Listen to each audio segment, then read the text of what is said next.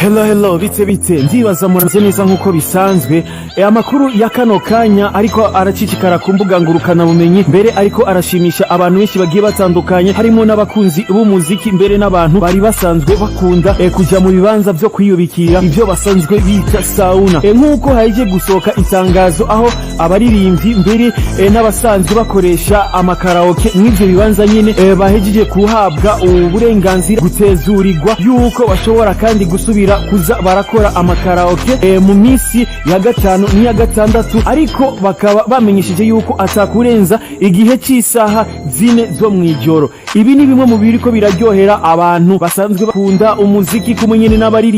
abaririmbyi benshi birabaryoheye ino ngingo ifashwe yo kubatezurira nkuko basubire bakore nkuko na mutima yari yabisabye nyine cyo bayira umukuru w'igihugu cyacu cy'u Burundi. Benshi bakaba barindiriye inyishu izoshobora